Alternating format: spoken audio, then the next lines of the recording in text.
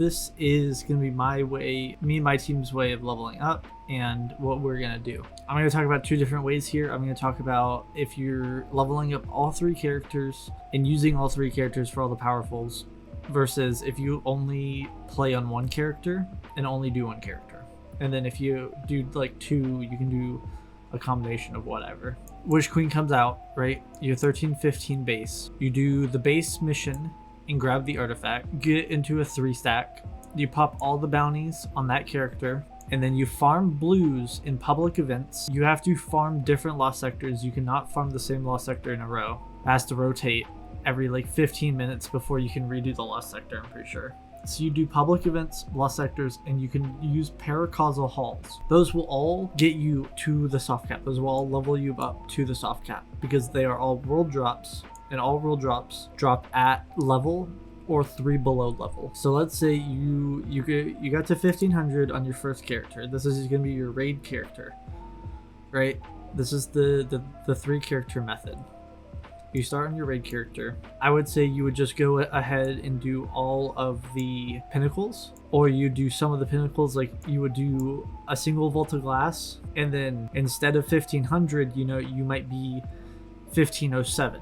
And some of your gear might be higher than that. Some of your gear could be like 1514. Some of it could just be 1510. Some of it could be as low as 1503. All your gear is going to be mixed and matched. To help you level up, after I do my Vault of Glass raid to get all of my tier 3s, right? I could go do public events and lost sectors and use the paracausal holes again to get world drops that are at my level or 3 below. So then if I'm 1507, all my gear is varied from 1514 to 1503.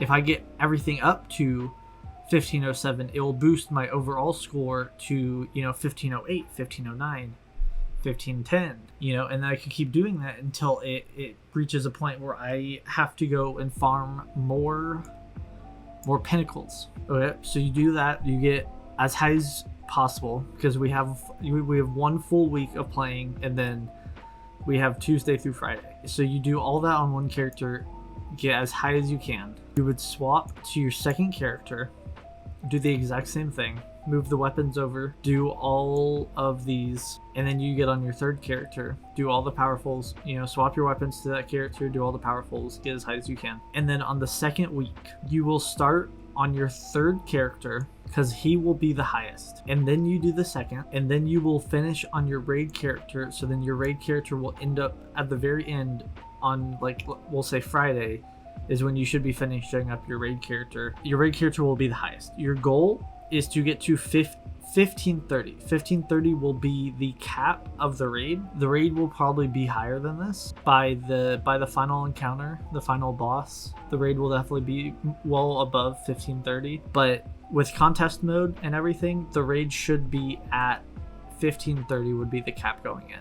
You will never, you won't be able to do anything above 1530 light level. Power cap fully is 1550.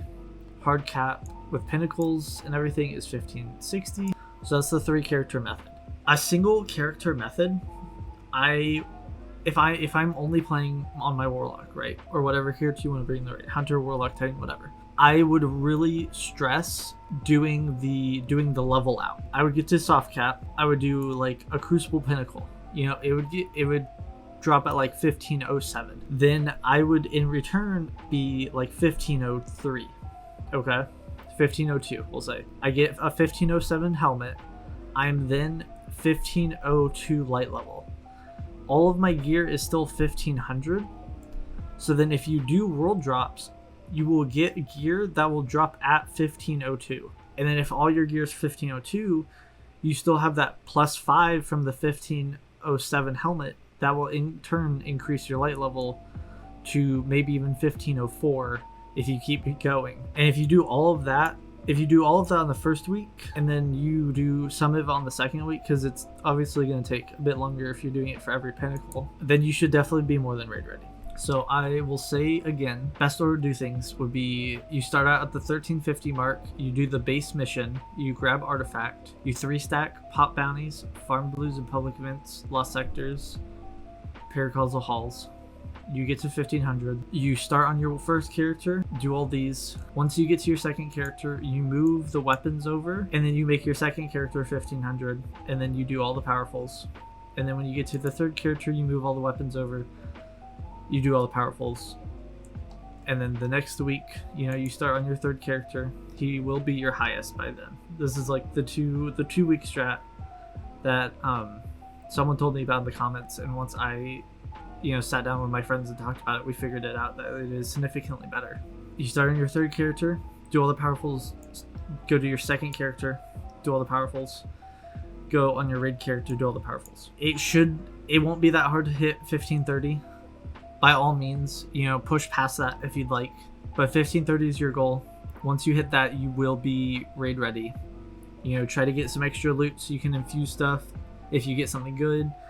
If maybe you have to bring out Izanagi's, if you have to bring out a sword, something that we won't think of.